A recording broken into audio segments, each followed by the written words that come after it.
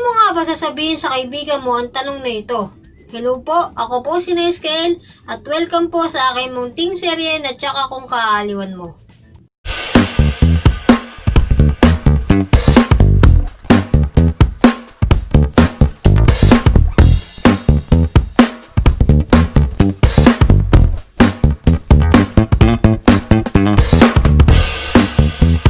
May naisip ka bang paraan kung paano mo sasabihin sa kaibigan mo ang tanong na ito? Yung tipong hindi siya magagalit sa'yo, maiinis o mapipikon, yung hindi siya makakaramdam ng pagka-offend. At ang tanong na ito ay, paano mo nga ba sasabihin sa kaibigan mo na bad breath siya? Ang hirap, di ba? Kasi ako nahirapan din ako sa tanong na yun eh. Ikaw, may alam ka bang paraan para masabi sa kaibigan mo yung tanong na yun? Mabuti pa panoorin natin ang eksenang ito. O, ito sa akin. Sigurado ka ba yan na ang tira mo?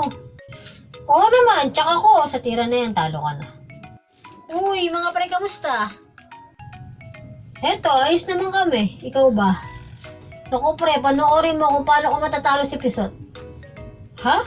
Asa ka? Talaga ba? Sige nga, Michael. Teka lang muna mga pre. Alam niyo ba yung bagong labas ngayon na toothbrush? Toothbrush yun, uy!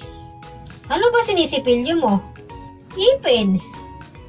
Anong English ng ipin? Adetit. O di toothbrush tawag doon. Oo nga naman. Naku Brad, kung ako sa'yo bibili na ako nun. Bakit naman? Alam mo ba Brad, di ba nililigawan mo si Fetty? Dapat lagi tayong fresh breath. Yung tipong ngiti mo pa lang mapapasagot mo na siya. Sure ka ba dyan? Naku, tsak yan Brad. O game na! Sino na ba? Ako na. O, tira na.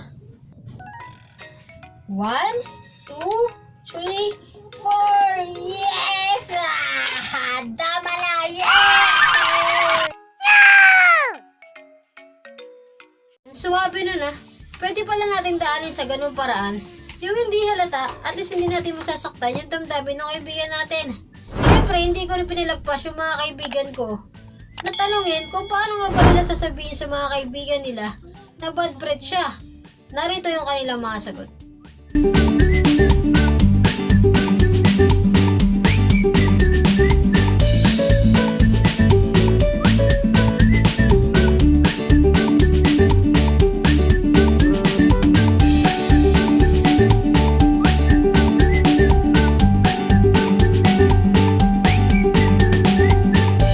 Etong susunod na kwento, paano naman kaya ipaparating ni Brad kay Michael na may something yung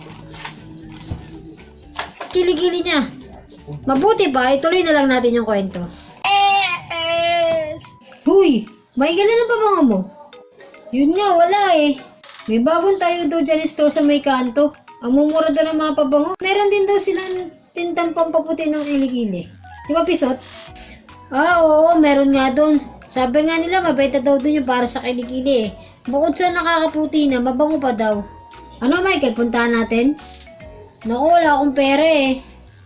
Libre ka na namin. Ako na yung bahala para sa kilikili. Tapos si Brad na yung para sa babango. Di ba Brad? Oo nga naman, kaming balaha sa'yo.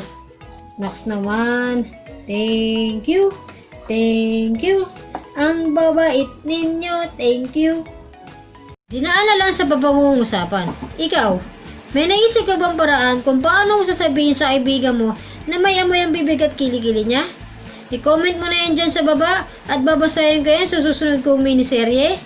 Gustuhan mo ang video na to, huwag mo kalimutan ni-like at i-share. Mag-subscribe ka na din at i-click mo notification bell para updated ka sa susunod kong miniserye.